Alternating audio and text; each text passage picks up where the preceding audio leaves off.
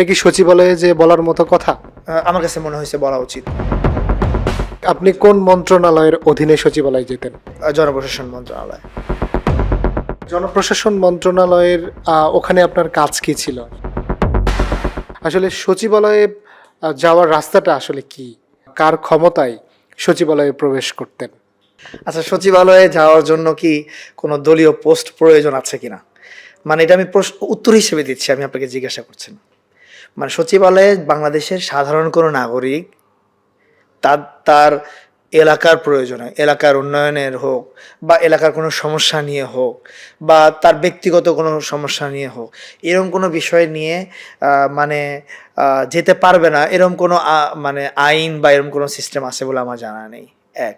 দ্বিতীয় হলো যে যেহেতু বাংলাদেশের সমস্ত সচিবালয়ের সব সব তথ্যগুলো এখন অনলাইনে পাওয়া যায়, যে কে সচিব হিসেবে আছেন, কে উপদেষ্টা হিসেবে আছেন, কে উপসচিব হিসেবে আছেন। যদি সংশ্লিষ্ট ওই ব্যক্তির সাথে বা ওনার সাথে এলাকার কোনো প্রবলেম নিয়ে কেউ যেতে চায়, এই জন্য কিন্তু তার নাম্বারটা ওখানে দেওয়া আছে। যদি তার সাথে যোগাযোগ করে কোনো প্রয়োজন এরকম হয় যে আপনি কোন মন্ত্রণালয়ের অধীনে সচিবালয়ে যেতেন? আহ, আমি হলো প্রথম যখন সচিবালয়ে গিয়েছিলাম, যেটা আমার মনে আছে 5ই আগস্ট পরবর্তীতে, সরি 5ই আগস্ট পরবর্তীতে, সেটা হলো যে জনপ্রশাসন মন্ত্রণালয়। তখনকার যে সচিব ছিলেন মেজবাহ উদ্দিন সাহেব, বর্তমান সচিব মুখলেসুর রহমান সাহেবের আগে। তখন তার সাথে দেখা করার উদ্দেশ্য ছিল একটাই উদ্দেশ্য ছিল দেখা করা, এবং তার সাথে আমি কথা বলে গিয়েছিলাম এবং পাসও উনিই দিয়েছিলেন আমাকে, যে হ্যাঁ তাহলে আপনি আসতে পারেন। যেহেতু কথাটা এটা ছিল যে এখন বাংলাদেশে সব সব জায়গাতেই পরিবর্তন হবে, স্বাভাবিক, এটা দাবিও ছিল যে বড় বড় পোস্টগুলোতে আগের দোসর সরকারের কোনো লোক যেন না থাকে, যেহেতু মনে করা হচ্ছিল যে তারাই এই গণহত্যার সাথে জড়িত, ডিসিএসপি বা এরকম সব কিছু। তো তার সাথে কথা হয়েছিল আমার ফোনে এরকম যে 2-3টা বিষয় আছে, এই বিষয়গুলো জেনে যদি আপনারা করেন তাহলে দেশের জন্য ভালো হবে। ওই সচিবের সাথে আপনার কোনো সম্পর্ক ছিল? না, এর কোনো সম্পর্ক ছিল না। ফর্ম অনলাইন আমি নাম্বার সংগ্রহ করেছিলাম এবং কথা বলেছিলাম, এবং উনি অন করেছিলেন বিষয়টা।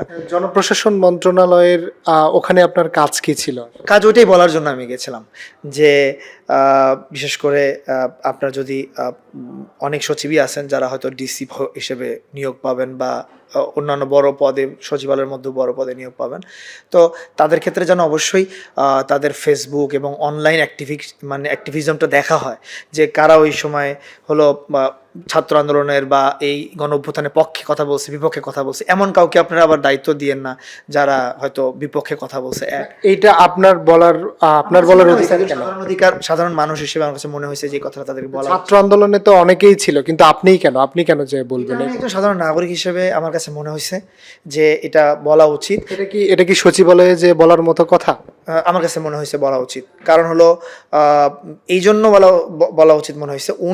আমি ওনাকেও, ওই যে উনি যে ছিলেন মেজবাউদ্দিন সাহেব ছিলেন, উনিও আগের সরকারি দায়িত্বপ্রাপ্ত ছিলেন, এবং আমার কাছে মনে হয়েছে যে যদি ওনার দ্বারা কোনো কিছু হয় পরবর্তীতে হয়তো ওই ধরনের লোকই আবার না সামনে চলে আসে।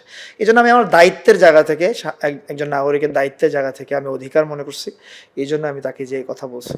এবং যে ছবিটা আমার প্রকাশ পায় ওই দিনেরই এটা ছবি, যে হলো আমি ওই দিন ওনার সাথে কথা বলার পরে একজন যুগ্ম সচিবের রুমে ছিলাম, ওই সময় উনি আমাকে কিছু নাস্তা করার জন্য দিয়েছিলেন, ওই সময় কেউ একজন ওই ছবিটা উঠেছে।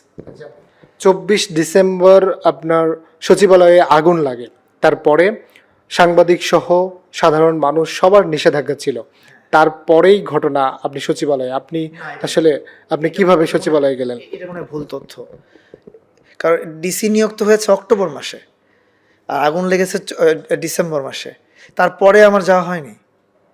আপনি বলতে চাচ্ছেন যে সচিবালয়ে আগুন লাগার পরে আপনি সচিবালয়ে যাননি? না, সচিবালয়ে আগুন লাগার সচিবালয়ে মানে 24 ডিসেম্বরের এই যে ঘটনাটা বলা হয়, যে ছবিটার কথা, এটা অনেক আগের। এটা যুগান্তরের রিপোর্ট দেখলে বোঝা যাবে, যুগান্তরে যিনি রিপোর্ট করেছিলেন এটা তো অনেক আগের। আপনি 24 ডিসেম্বরের পরে সচিবালয়ে যাননি? সচিবালয়ে আমি গিয়েছি, একদিন গিয়েছি সচিবালয়ে, কিন্তু সেটার সাথে মানে ওই ছবির বা ডিসি নিয়োগের ওটার সাথে কোনো সম্পর্ক। আচ্ছা, আপনি 24 ডিসেম্বরের আগে ডিসি নিয়োগের বিষয়টা নিয়ে সচিবালয়ে গিয়েছিলেন, কিন্তু 24 ডিসেম্বরের পরে আবার সচিবালয়ে গেলেন কেন? এটা সেদিন আমি গিয়েছিলাম, এটা লাস্ট মনে হয় 3-4 দিন আগের কথা, 3-4 দিন হবে বা 4-5 দিন আগের কথা, সেটা হলো যে শিক্ষা উপদেষ্টা মহোদয়ের কাছে আমার দেখা করা দরকার ছিল। ওনার সাথে আমি ফোনে কথা বলেছিলাম। কুয়েটের যে সমস্যা চলতেছিল, আমাদের ছাত্ররা অনশনে ছিলেন।